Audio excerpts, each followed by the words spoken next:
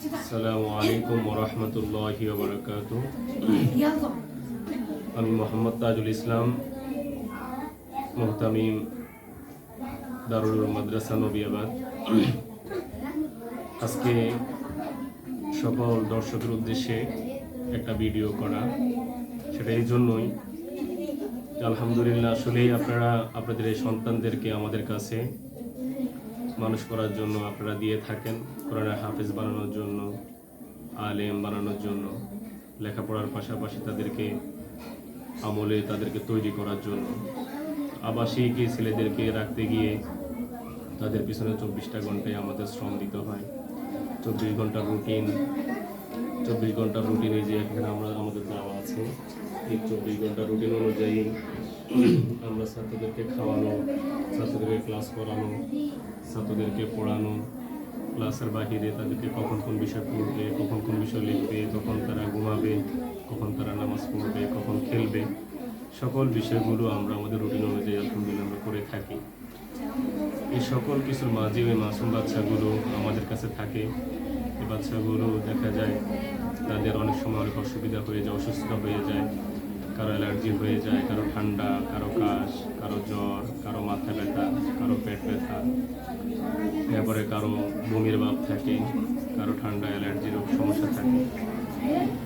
এখন আমাদের এখানে এই মাসুম বাচ্চাগুলো আমরা তাদেরকে লেখাপড়া সুন্দর থেকে সুন্দরভাবে লেখাপড়া করাতে গিয়ে তারা যখন অসুস্থ হয়ে পড়ে, এই বাচ্চাগুলোকে আমরা প্রাথমিক চিকিৎসা আমরা মাদ্রাসা থেকে দিয়ে থাকি। আমরা যদি প্রত্যেকটা বাচ্চা দেখা যায় কিছু সময় কাশ হয়, আবার ভালো হয়ে যায়, আবার জ্বর হলে প্রাথমিক চিকিৎসা করলে আবার আল্লাহর মধ্যে ভালো হয়ে যায়।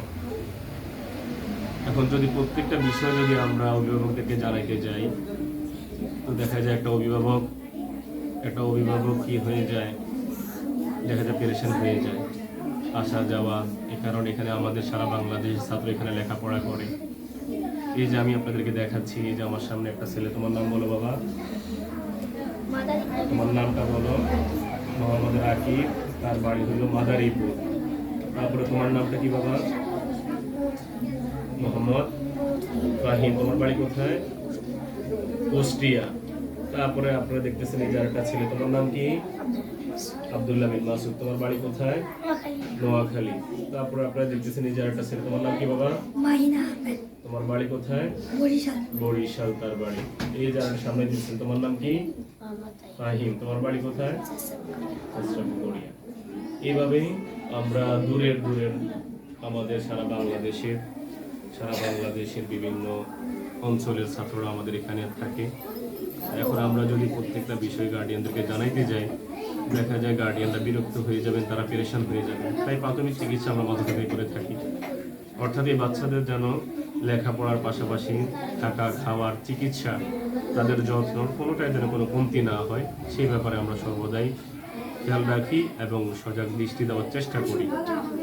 এজন্য আজকের এই ভিডিও উদ্দেশ্য হইল যে সারা বিশ্বের মধ্যে যত শিক্ষা প্রতিষ্ঠানগুলো আছে, আবাসিক যে শিক্ষা প্রতিষ্ঠানগুলো আছে, প্রত্যেকটা শিক্ষা প্রতিষ্ঠানগুলো যদি আবাসিক ছাত্রদের জন্য তাদের জন্য যদি প্রাথমিক চিকিৎসার ব্যবস্থা করে থাকেন, আমার মনে হয় আসলে বাচ্চাগুলোর সময় নষ্ট হবে না। আমরা সঠিক সময় সঠিক চিকিৎসা যদি দিতে পারি, ডাক্তারি পরামর্শ অনুযায়ী, প্রত্যেকটা ডাক্তারের পরামর্শ অনুযায়ী আমরা আলহামদুলিল্লাহ দারুল উলুম মাদ্রাসার ডাক্তারি পরামর্শ অনুযায়ী যে রোগের যে ওষুধ দেওয়ার প্রয়োজন হয় আমরা সেটা পরামর্শ করে ছাত্রদেরকে সেই চিকিৎসা দিয়ে থাকি। তারপরে যদি 2-3 দিনের প্রাথমিক চিকিৎসার পরে যদি এই বাচ্চারা সুস্থ না হয়, আমরা তাদের গার্ডিয়ানকে ইনফরমেশন করি, গার্ডিয়ানকে ডাকিয়ে আমরা তাদেরকে ছুটি দিয়ে দিই। আলহামদুলিল্লাহ আপনাদের কাছে আজকের এই ভিডিওর মাধ্যমে আমি সারা বিশ্বের যত আবাসিক প্রতিষ্ঠানগুলো আছে, চাই সেটা মাদ্রাসা হোক, চাই সেটা স্কুল হোক, কলেজ হোক, ভার্সিটি হোক, যেটাই হোক, যদি আমরা আসলে প্রাথমিক চিকিৎসার ব্যবস্থা রাখি, তাহলে আমাদের এই বাচ্চাগুলো তারা সুস্থ থেকে তারা সুন্দর থেকে সুন্দরভাবে লেখাপড়া করতে পারবে। কি সমস্যা? এখন আমি আপনাদের সামনে আমার এই ছাত্রগুলোর কার কি সমস্যা আর কি ওষুধ দিচ্ছি আপনাদের সামনে ইনশাল্লাহ আমি সেটা ব্যক্ত করব। ইনশাল্লাহ আপনারা আমার সাথে থাকবেন। ইনশাল্লাহ কি সমস্যা? ঠান্ডা, চুলকানি, কাজ। আমার এই ছেলেটার তার নাম সাব্বির আহমেদ, তার ঠান্ডা, চুলকানি এবং কাশ। আমি তাকে চুলকানি এবং ঠান্ডার জন্য সেট্রিবেন এই ওষুধটা আমি তাকে দিচ্ছি। সেট্রিবেন তাকে আমি এবং চুলকানির জন্য এবং ঠান্ডার জন্য দিচ্ছি। তার কাশও আছে, কাশের জন্য আমি তাকে দিচ্ছি ব্রোডিল, তাকে আমি দিচ্ছি ব্রোডিল 20 এই ওষুধটা দিচ্ছি। আল্লাহর রহমতে ইনশাআল্লাহ আশা করি একে আমি এর একটু ঠান্ডার সমস্যা, তাকে আমি একটা সেট্রিবেন দিলাম। এই ছেলেটার গোটা অ্যালার্জি চুলকানি, তাকে আমি একটি সেট্রিবেন দিলাম চুলকানি, অর্থাৎ চুলকানির জন্য যে ওষুধটা সেটা দিলাম। ঠান্ডা কাশ, আমার এই ছেলেটা যেহেতু একটু জ্বর আছে, সেজন্য ওর বয়স কত? তার বয়স প্রায় 7 বছর, প্রায় 8 বছরের কাছাকাছি, তাই তাকে আমি অর্ধেক নাফা দিচ্ছি।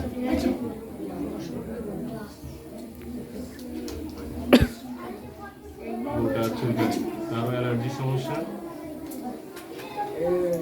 আমরা তাকে একটা সেট্রিবেন দিলাম।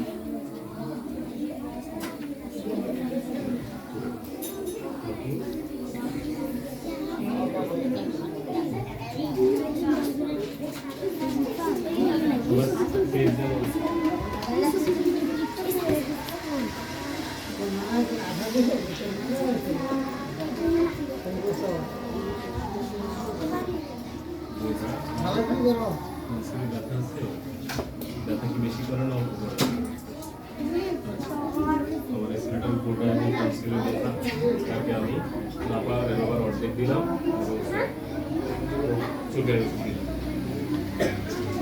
ঠান্ডা কাশ,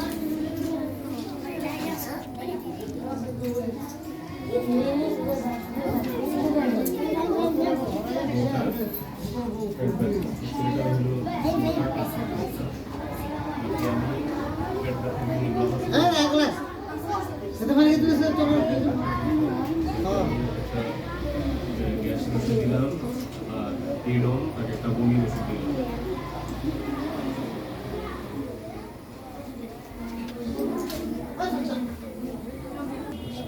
ব্যথা আছে এটা ভিতরে বড়টা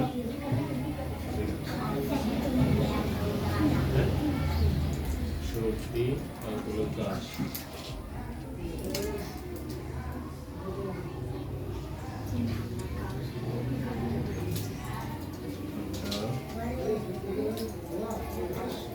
ব্যথা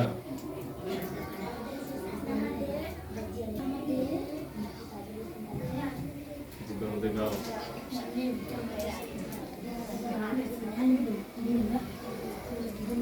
জিব্বা গাও আর হাতটা ব্যথা, আর এই ওষুধটা খেয়ে নিই। তোমার ঠান্ডা আর কাশ, এই ছেলেটার ঠান্ডা আর কাশ, সবার যেন চেহারা দেখা যায়।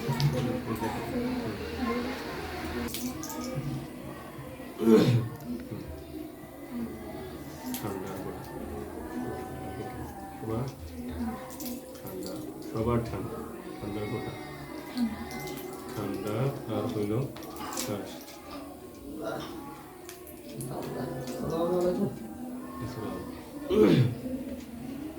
এখন আপনাদের সাথে পরিচয় করাই দিই।